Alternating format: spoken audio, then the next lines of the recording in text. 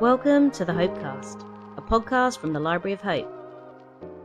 The Library of Hope is a digital archive and 2-year-old creative research project collecting visions of what the future could be. It's a space built by and for dreamers, artists, thinkers, system shifters, and visionaries who believe the world can look, feel, and function differently. Through stories, interviews, articles, and visual experiments, the library explores imagined futures across systems, cultures, cities, and ways of living, curating possibilities we haven't seen yet, but can start to believe in. I'm Fee O'Brien, Creative Director of the library. I'm wired for culture, where it's been, where it's going, and how we can use it to shape better futures. I work across brands, trends, and storytelling, helping people turn weird and wonderful ideas into the kind of work that actually shifts something in people. I once ran a Melbourne cafe that turned into a creative scene of its own, a home for indie artists, Aussie hip-hop, and big ideas over flat whites. Since then, I've built brands that challenge norms, champion equity, and prove that design and storytelling can build real communities. For me, the library is a natural next step, a space where culture becomes a tool for change and creativity opens up new ways of seeing the future. And I'm joined by Helen Trickey, our Impact Director, my co-host, and the original brain behind the library. Helen's a researcher, strategist, writer, and consultant, obsessed with how the world grows and moves forward more purposefully. She's worked with some of the most culture-leading organisations out there, from Adidas and Sephora to Lego and UN Women, and she's spent a lot of time thinking about where vision and hope fit in when it comes to building something better, which is exactly how we got to the Library of Hope. This isn't about utopias or manifestos, it's about imagination as opportunity, hope as practice, and this podcast is where those ideas come alive through curiosity, creative thinking, and a refusal to give up on what could be. We speak to vision holders, culture makers, organisers, and artists. People dreaming, experimenting, and building towards something better. Sometimes deep, sometimes wide, always asking what a more hopeful future could look like and what it takes to make it happen. This is the Hopecast. Welcome to the library. And today, in our very first episode, we're starting right at the beginning. What is hope, really? What does it look like in practice, and why does it still matter in a world that feels, well, a little bit cooked? Tricky, you're the one who dreamt this all up. So what are you hoping this space will achieve? So Library of Hope, this is where it all began, which was, I feel like when you go down the pub, talk to people, or maybe it's just me, but you chat with your friends. I do a lot of work with businesses.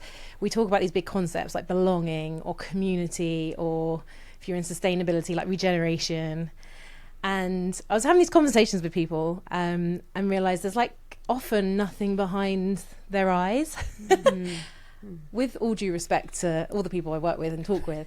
And what I realised was we're talking about all these big, lofty things, and I'm not sure my perception of what that looks like is the same as yours, is the same as the next person's. What is it we're actually working towards? And so I talked to various different people, realised there's lots going on in the world that is already starting to look at this space.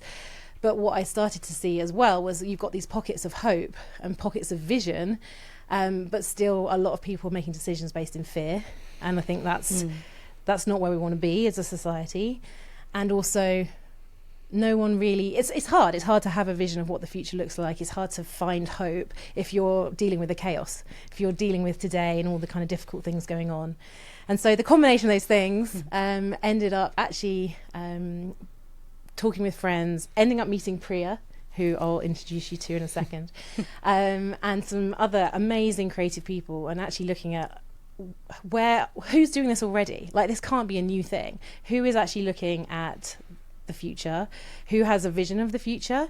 And there's just so many different people already out there doing this kind of work, but there's no one I feel like everyone's doing it in pockets. And that's everything from Afrofuturism to solar punk to competitions in America. Grist is an amazing sustainability competition. All of these different areas, and Library of Hope really has formed from that research and looking at all these different people and their visions and bringing it all together. Because I think when you can see it, seeing is believing, it's much easier to kind of move towards a better future. Absolutely, totally agree.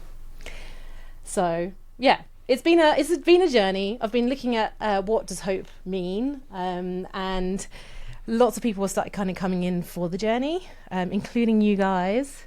so it's probably worth introducing Priya at this point, who is sitting. No one's watching this on a video, but she's sitting to my left. The other thing, we should take a picture, is that both the ladies joining me today are wearing green, beautiful Adidas. We've got this uniform going on.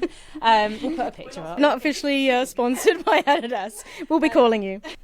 Hey, well, it's true, we will. Adidas does some great stuff. But Priya is a creative producer, actually introduced because of your passion for what the world could look like. You've worked across everything from global campaigns to health communication work.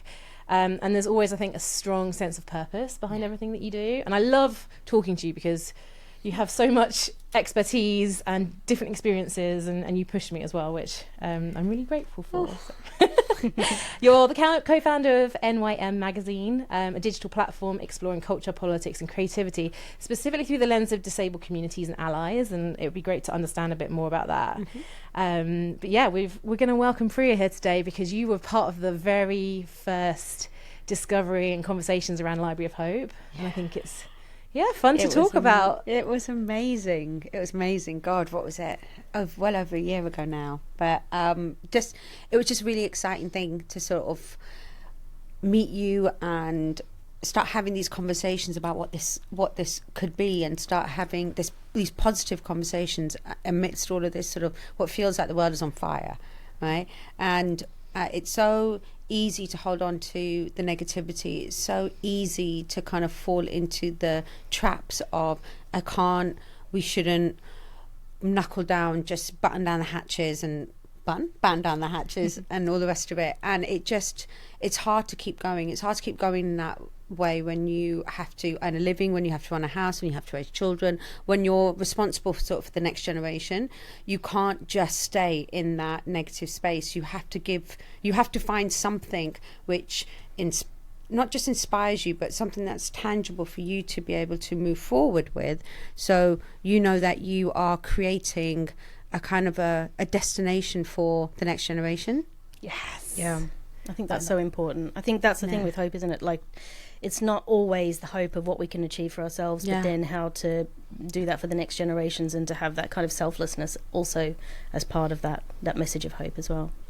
I feel like hope's getting a bad rep at the moment. I've read a few things. Yeah. And everyone's like, the dreamers and the people that, live in a space of non-reality. And we've talked about this at length. Like, what do you guys think hope means in this day and age, I suppose? Well, I mean, I agree with you on that I definitely think hope needs a rebrand. It's become like, that thing that's in a bad font on your nana's cushion, or, if you with a peace sign next to it. If you Google hope, the first thing you'll get is about 25 pictures of hope engraved into a pebble on a beach somewhere, and I'm like, what? It has no relevance to anything.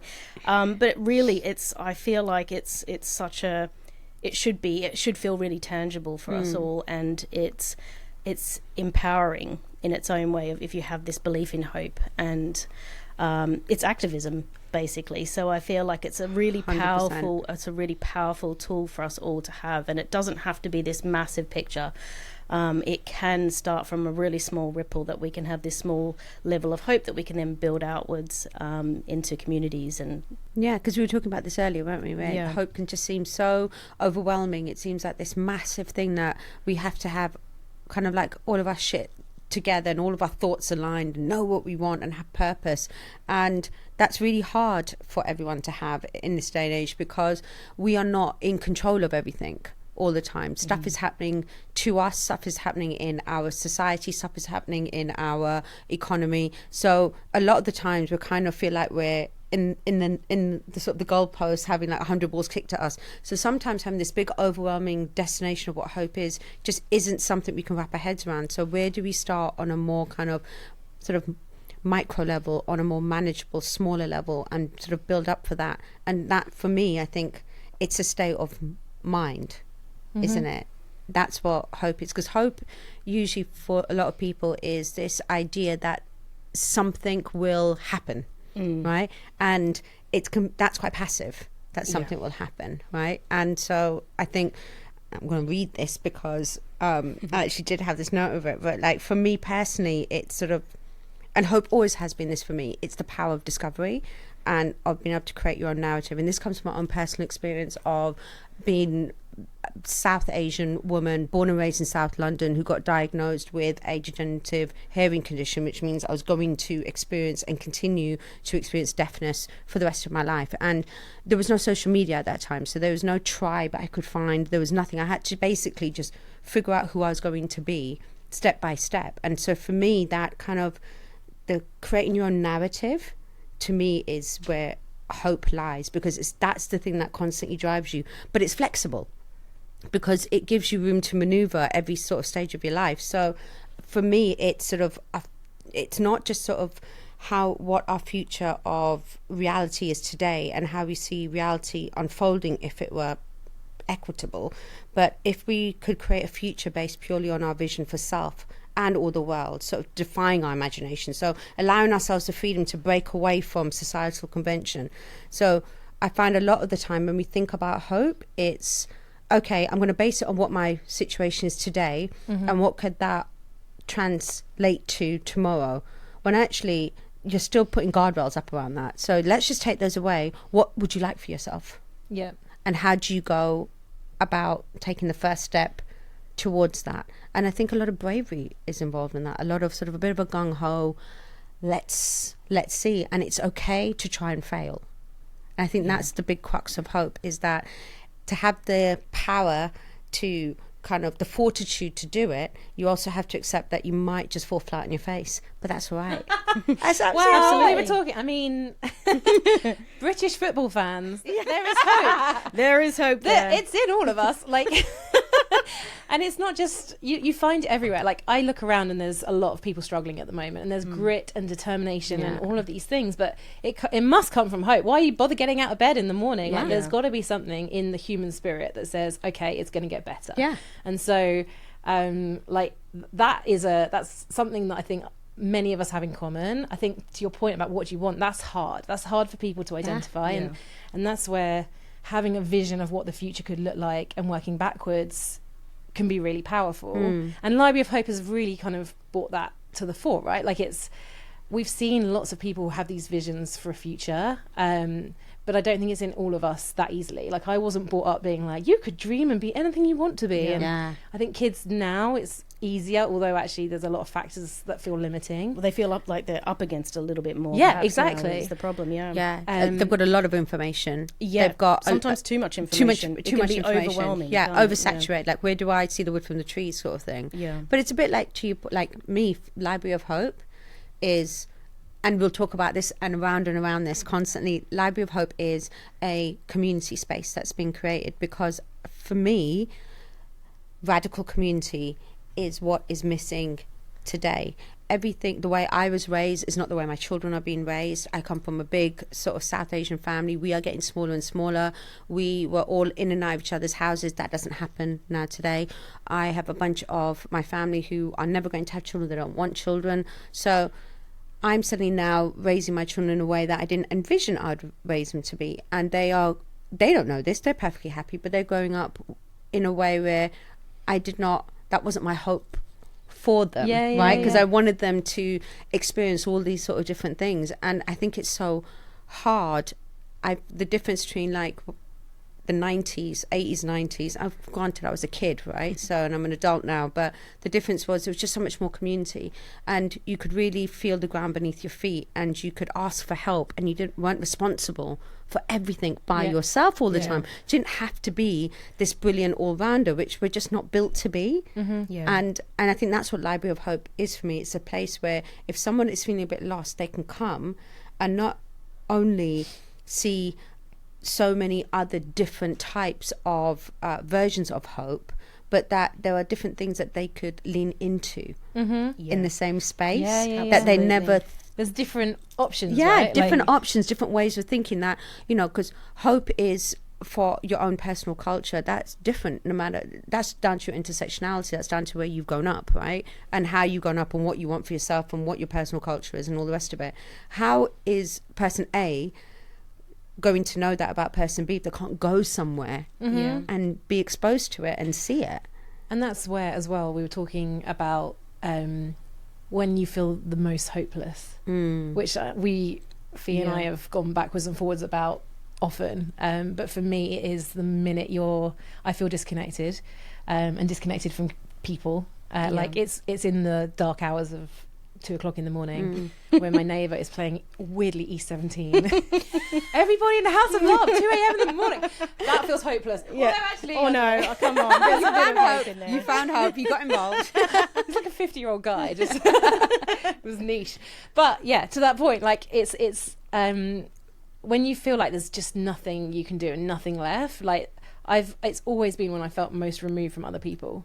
I think your point about community and other people's spirit is so huge to that, and it's something that we lose on the daily these days. Yeah, absolutely. And I think post-COVID there was that as well, losing being involved in communities or having your people that you could lean into whenever you needed to.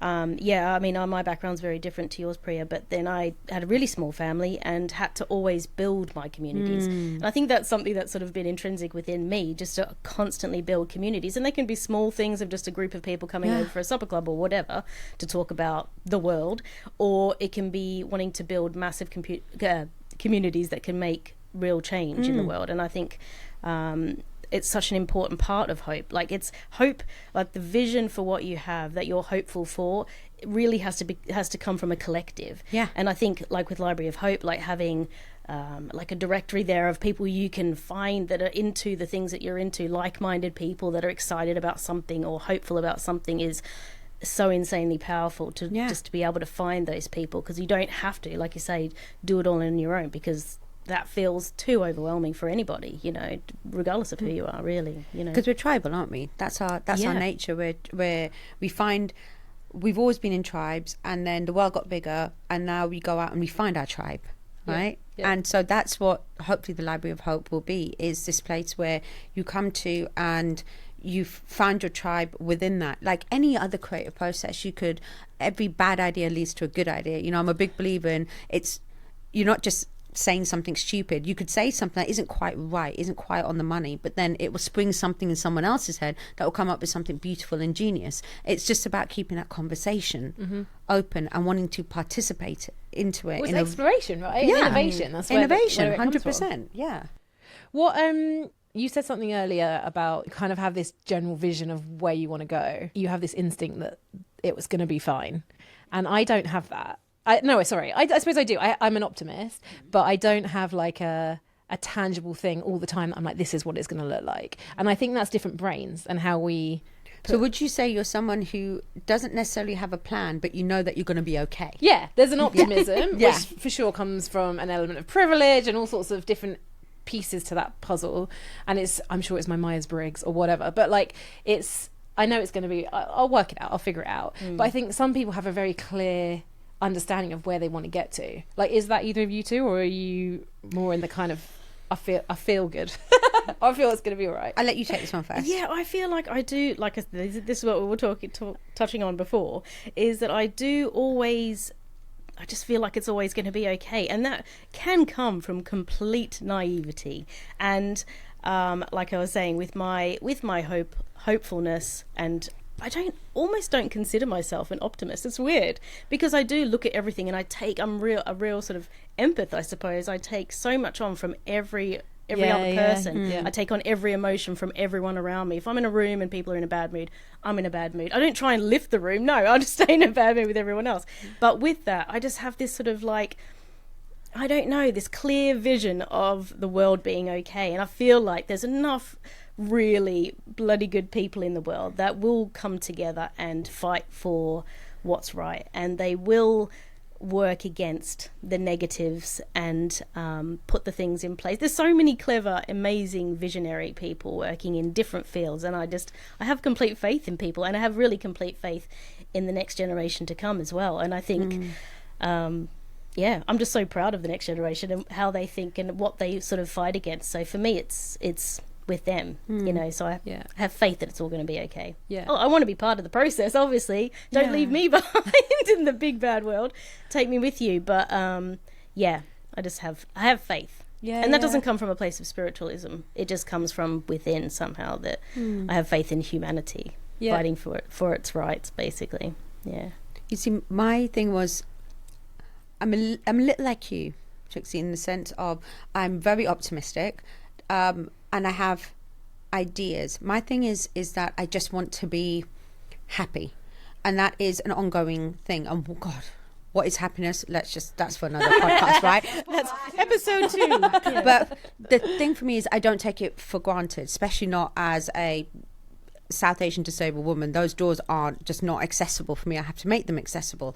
But my thing always was that I'm going to try, and I don't mind failing, and I don't mind like really taking a swing at something if that means I have to pick myself and dust myself off. I'm prepared to do that. I'm prepared to take a knock and learn from it and carry on. So for my thing is more resilience, I would say. Yeah. My version of hope is resilience, because the alternative is to not try, and that to me, I can't wrap my head around that. That goes against every fibre of my being. And I know so many people where staying under that dark, gloomy cloud is like a safe space. Totally. That gives you all the reasons for not trying, for not doing anything, for moaning and complaining and staying where you are, because it's better the devil you know. Yeah. And I think It's a you're British just built thing different, as well. but you're like, built different. Yeah, built but differently. it's also cultural, right? Yeah. Like I feel like, and that's where America. So I split a lot of time between here and there, and the one way America comes into its own is like, it's the American dream. Anything's possible. Gung ho, right? You literally talk to anyone, and they are taught from so young, and it's intrinsic that it's like it could be done. And I'm like, can it be done?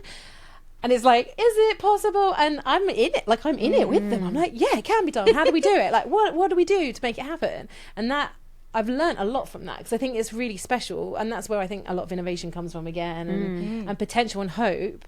But I love the combination of resilience, tenacity. We were talking about fear as well, how fear comes into the equation, because I was in New York last year, and there was a dad there, and he was talking about climate stuff, and he was like, I just live in fear 90% of the time, and I don't know how to translate that for my kids, and what does that look like?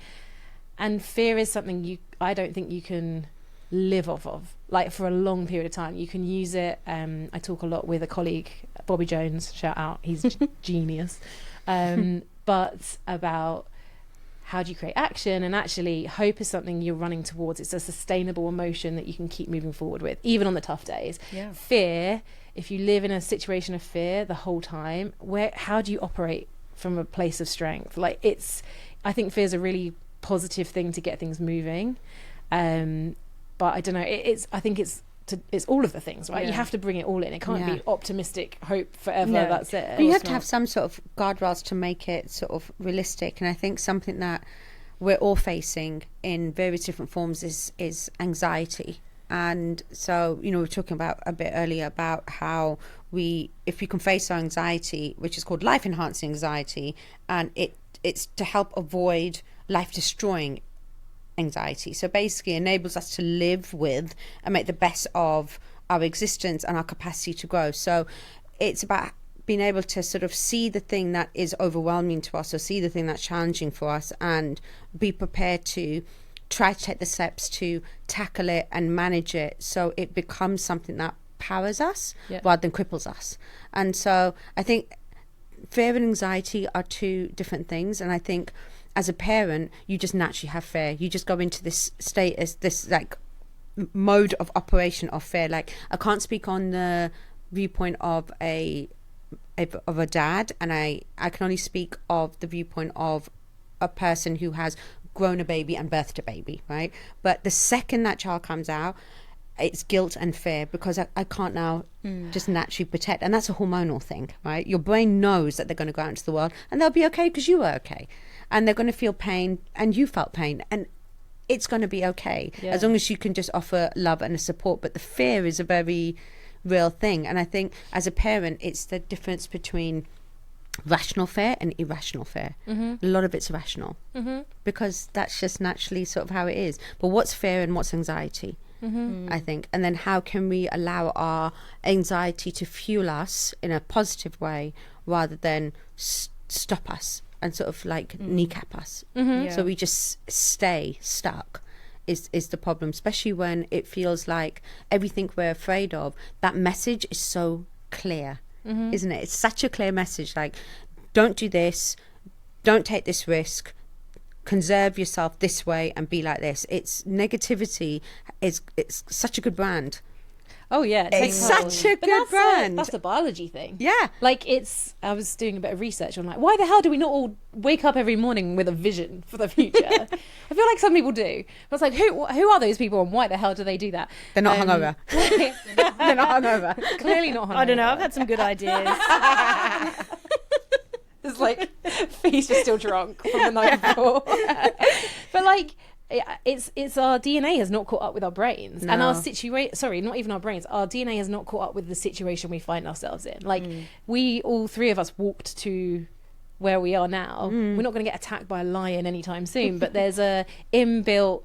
We don't need that fight or flight thing. Yeah, the in fight the same or level, flight thing that we all operate on still emotionally in our bodies is suited for a much earlier version of the human race, and so we live in fight or flight. And this is why I keep coming back to, like, we are often making decisions out of fear, out of guilt.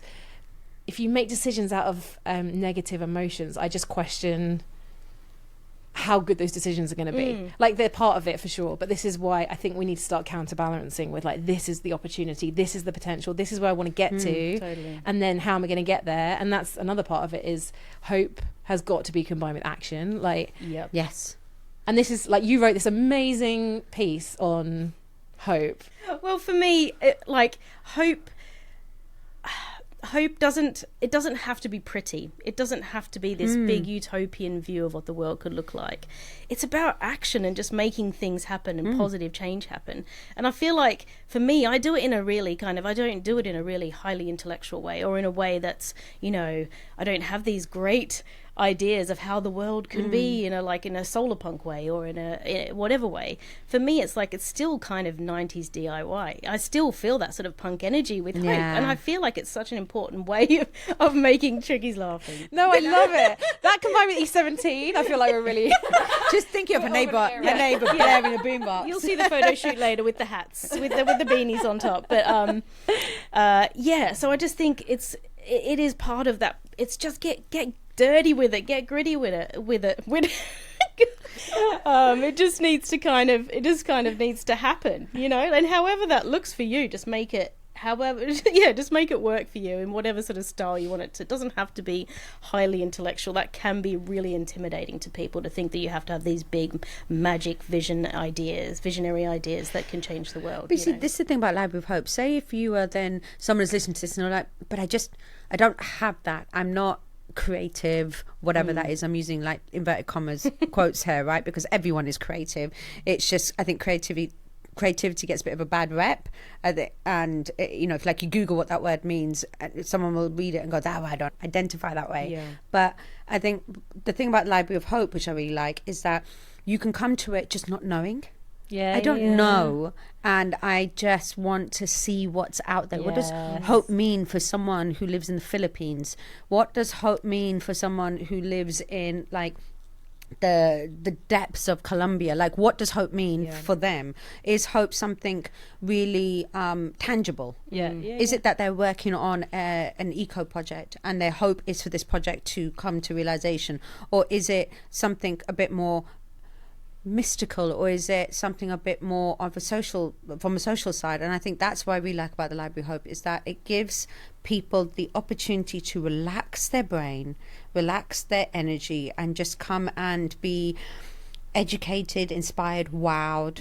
And just, even if someone comes to the Library of Hope, has a look-see around, and then goes away and just feels a bit of sparkle in their step. That's all you need. That's the beginning of something, right? And they don't even have to do anything with that. They just have to feel it, and then ask yourself, how amazing was it to feel that, and how can I get that feeling again? And that's to me what I'm hoping the Library of Hope, in the most sort of granular level, is able to do. And I'm hoping that then becomes quite contagious. Yes. That feeling. you know. And then you explore different art forms as well, right? Oh, Trixie's like grabbing heart. Oh, She's I about to love cry. her. She's about to cry. But also with the way that technology is moving forward, with the way that people are expressing their thoughts and their views, whether it's down to sort of the written word or making animations or videos or whatever, there's so many different methods within which people are expressing their creativity, their thoughts, their feelings, that can inspire you to give you maybe a bit of courage, a bit of a nudge to go and do that thing that you know you can do, but you self-doubt yourself you can't do. And so you can just like learn. And I just hope that it's a space where people can come to and just let go a little bit. And I don't know, I think just sort of come at it with a let's see kind of attitude, openness. Yeah, That's right. Yeah, I love it. That's the answer. I was just thinking about so I've been like dabbling on Mid-Journey, a bit of AI, and in my pajamas, and You're always in your pajamas. You needed that visual. It's just part of the creative process. But just to clarify, she's not in her pajamas right now. Just the trousers. oh, don't get me. That's another podcast. But like understanding, like being able to visualize it. I think AI actually comes into its own here as well, and not by no means does it kind of mitigate imagination. Like I've been on there and typed in literally like, what does it look like with a world with no hunger, and it's devastating what it suggests. I'm like, oh, I'm not sure it's that. And also AI is like, AI's got a really bad rep at the moment, and AI is scaring everyone, and everyone's a bit AI/Skynet. But like the thing that I really like, so one of the articles that we did for Not Your Monolith magazine was speaking to a creator who was doing a lot of work in the metaverse. And what I really liked about what she was doing, it was that you don't have to wait for the owners of metaverse to decide whether you can be included into that universe. You can build yourself into it. You don't have to wait to be invited. It's agency. It's agency that you have. And I think that's something that I think is really, really powerful, because content is being ruled and owned by an elite few for so long. And then obviously you've got the streaming services and everything's opened up, and actually what the world wants is very different to what a bunch of very privileged people in a room want you to see. And what I really like I said about the metaverse, is you can build yourself into it in a way that really shows you how, not just maybe how you actually are, but how you see yourself. Those are two different things, right? Whether you, especially from a disabled perspective, how the world may see you and who you actually are and what you're about, that's completely different. Right? And they coexist side by side, but a lot of people don't realize that they do. And that's, again, it's about the power of your narrative and how you can control your narrative. Once you control your narrative, the whole world will fall into step around you. And that's something I think it's really, really powerful. I think once you've got that and you feel that strength of it, everything else, especially this kind of idea of what do I hope for, what do I want, how do I get that, starts to feel just a little bit more attainable.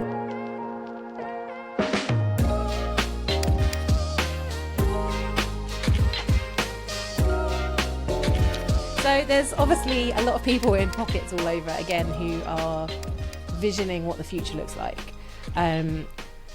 But I'm curious, is there anyone that you guys know of or think of when you think of visionaries, people who are projecting hope into the future? Like any names that come to mind, any movements that come to mind? So names don't, but that's because I'm generally very bad at this. And I'm sure if I spent a day researching who are the people that make me feel hope, I can give you a massive list. But go back on Instagram. I think for me, it's ideas that give me hope. So it's to be able to, whether it's going into a bookshop or going into an art gallery, it doesn't have to be someone who is doing something today. It could be someone who was doing something 50 years ago. I think for me, it's to have access to a wealth of information in lots of different ways and forms. And sometimes when I feel like I've just been doing the daily grind too much and I want to reconnect with myself and, what I want something that uplifts me. It's to be able to have just time to go and explore what the world is saying and doing, and to be sort of challenged in that way. That's the thing, that it's ideas. And lots of different people are doing that in any which way. And I think I don't focus on, say, what is there one person who gives me hope, because I don't believe in idolizing people either. I think that's a really dangerous thing to do, because people are ultimately we're human, so we make mistakes, and we do good things, we do bad things, we try, we fail.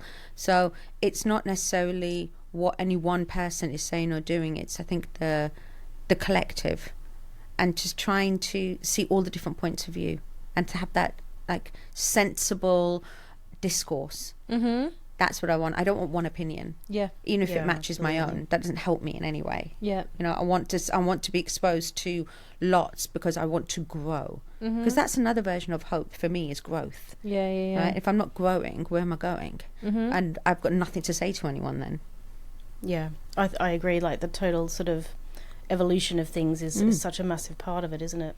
I mean, for me, I don't necessarily have names. There's lots of people within the music industry that I find really inspiring, as far as not selling, but like telling a message or telling a story and helping others. And I think that music for me is one of the biggest bringers of hope in so many ways. And I was listening to an amazing interview with Kay Tempest, who spoke about the fact that they said that their generation no longer has hope, but that they considered themselves an optimistic person. And I thought that was such a great way of looking at things, that you don't necessarily have to be hopeful, I suppose, but like, you can still be optimistic of what the future can bring, and that this generation just feel kind of super lost. But with community and musical movements, that's kind of changing, and they're just changing the face of how things are approached. I really like that.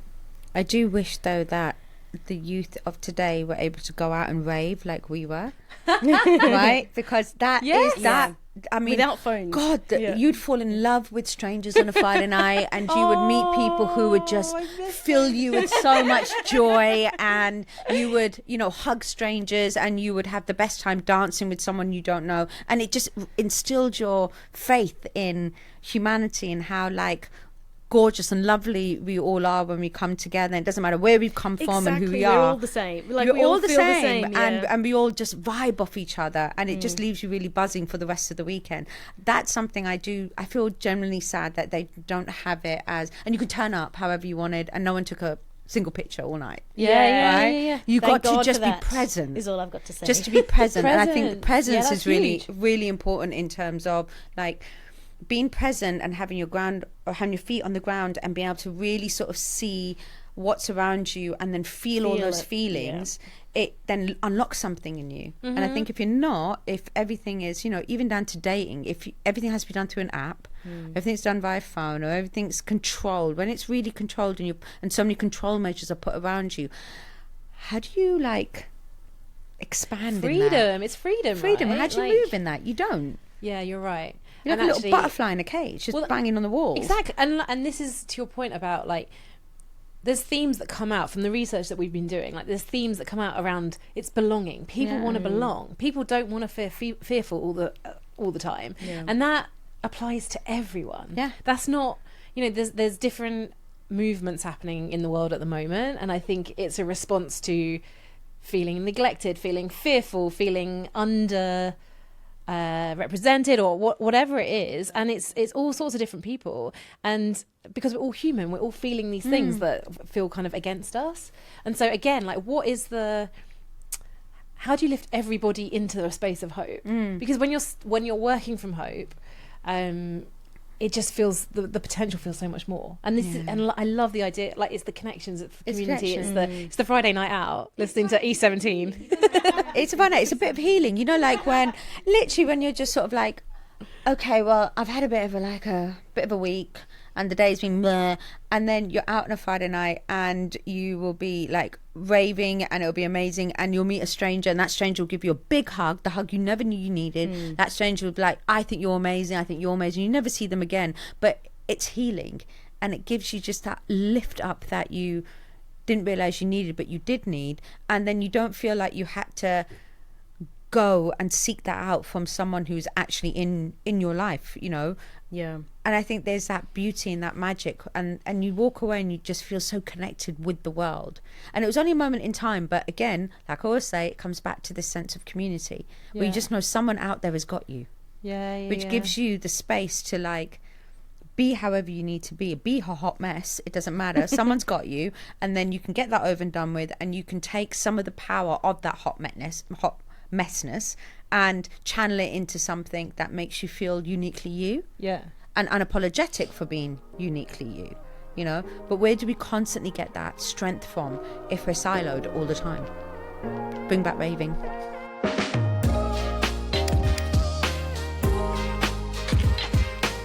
Is there anything that you guys are interested in exploring for the future? Like, this is not a new thing. People have been future forecasting for years. Like heaven is a thing, right? Like, I was brought up in a religious household, and heaven was just like where you go, and that feels pretty hopeful. And so I think different people have their different things. Like, is there anything you'd be interested individually exploring from a kind of, I hope this could look a different way? What could that look like? Because it's different for everyone, but I think there's lots of different entry points. On a complete selfish level, Is it raving?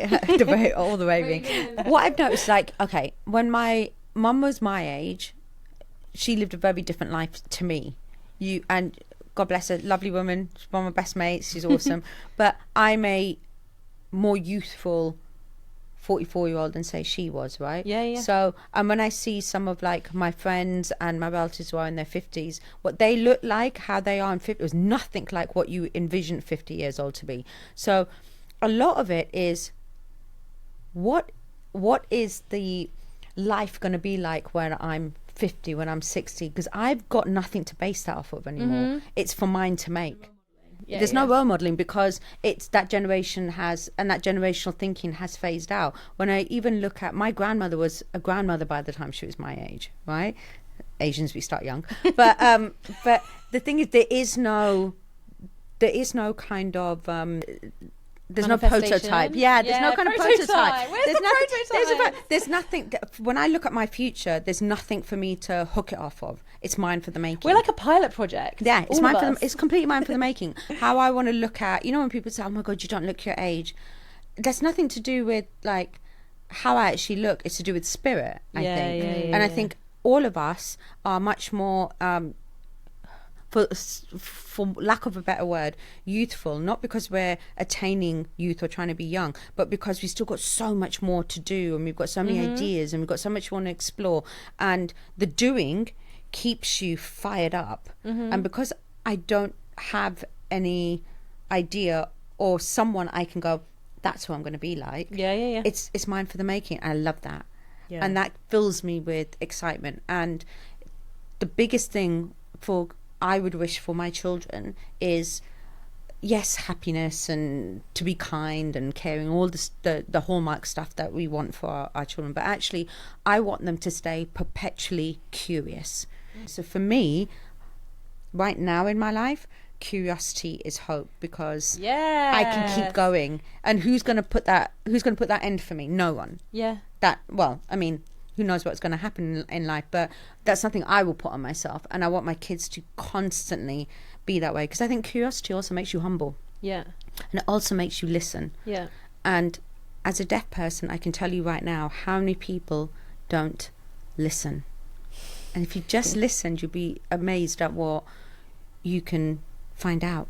And I think that's a really powerful thing. I think if we just listened to each other a little bit more, it goes a long way. Yeah, I think mine's kind of, in a way, very similar to that. Curiosity, obviously, 100% I am there for it. But it also leads into freedom. For me, so much of how I see my future and the future for others is having the freedom, just that freedom to do and achieve the things you want to do, with regardless of your restrictions behind you. And obviously, that's a very, very different picture for so many different people in the world. But then could I ask you, say you wanted to do something but you couldn't do it in the way you wanted to do it, you would find another way to still do it and accept that you couldn't do it the way you wanted to? Or would you go in and go, right, I'm going to start it here and I'm going to try to build up and find a way to get to I'm all for different directions, taking as many different pathways I can take to get to the end result of what I want to achieve, whatever that is. In fact, sometimes I don't even know what that is, but I kind of keep working towards things, and I'm really adaptable. I do feel like a bit of a chameleon sometimes, that I can chop and change me and myself and my life to suit where I want to go. You know, as a family as well, we kind of do things our way. We're staunchly independent, and we're like a tight little unit, but we do things our way. We're not kind of restricted by society or how society looks at us or thinks about how we operate as a family. We do everything right. Don't get me wrong. Nothing illegal. Nothing dodgy. In her drunk morning, Yeah. go just drink together with a teenager. What about you? I was just thinking about what you were saying. I think Still heaven? I definitely believe in something, but not like I probably wouldn't go there in terms of well, maybe I would go to heaven, who knows, but like I think I know there's just a better way to do it, and I think it's the sense of, I mean, I feel like the word purpose has got a really bad like reputation at the moment because it's used in so many different ways, but like having a knowledge of why I'm showing up in the first place and what general direction do I want to go in. A lot of people I feel like don't have that, and if you don't have that, it's hard to then be okay with moving in different directions to get there. I was thinking about, I've got a few friends who I don't know, IKEA furniture is a good example of like, we want to get to a certain place, there might be different ways to get there. My brain is definitely not a follow the instructions person, for good and for bad, but we know what the destination is, we're just going to get there in different ways. And I think again, the world feels like it's lacking a destination. I think that's my biggest thing at the moment. Like, what are we working towards? What is this? Because we're working hard, there's a lot of effort, a lot of money, a lot of everything going into today, but to what end? Yeah. And that's the thing. We're like the hamster on the wheel, right? And that's great. We've got the fortitude. We are working our asses off. We're off. in. Yeah. But now what? And how long are you going to be that hamster on the wheel? I think that's like one of the most important things, is how to have those tools to create any kind of change. And for me, I'm really excited to know how everyone else sees hope. And I think, you know, what, like you said, people in the Philippines, what's a hopeful vision for them. And I think we can't really have a really great picture of what hope is until we fully understand what that looks like for everyone else as well. I think it's a massive, important part of it. And maybe, you know what, it stops being about hope and it turns into something else. Who knows, right? Once you start delving into it and really unpacking it, that's the kind of the origin point. Right? It's for me, the hope comes from the library of but what you do with it is, there's so much potential. Yeah. But I'm not asking you to show me what the future will look like, or what does it look like for you. So what does that look like? And I'm not suggesting we do an overall of the system or anything. I'm talking about specifically in the context of the Library of Hope, right? What does that look like if education was equitable, housing was more equitable, where just being able to be alive? Like when you talk about the cost of living, like just that wording is just sickening. The cost to be able to be alive, and some of us can do it and some of us can't. It's awful. It's sickening, right? So what happens if there wasn't that cost of just being alive and fighting to be alive? What happens if actually we could pull back and give everyone the opportunity? And I'm not saying we all have to be the same. We're not. That's not how the world works. That's not how humans work. But to have just a launch pad, at least, which then you can make your own, is something that I would love to kind of see be unpacked a little bit more. Yeah. Yes, mate. Yeah. Absolutely. And then like on the Library of Hope of bringing all of the visionaries together and then creating this, like, I want to see that just from my own eyes, that utopian vision of what the world could actually look like if all of these factors for all of these different people around the world.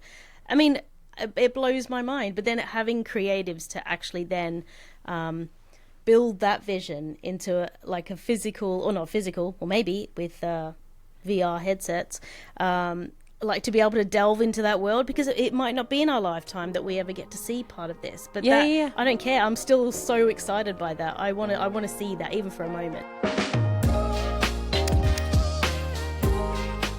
You've been listening to the Hopecast from the Library of Hope, hosted by me, Theo O'Brien, and Helen Trickey, with so much brilliance from today's guest, Priya Parker. If something landed with you, made you think, or gave you a little nudge of hope, please do share this episode with someone who needs it. You can find more visions, stories and voices on our website at libraryofhope.world or on Instagram at libraryofhope.world, or if you want to reach out, drop us a line at hello@libraryofhope.world. We'd love to hear from you. And remember, this isn't a quiet library, so speak up, stay curious. See you soon.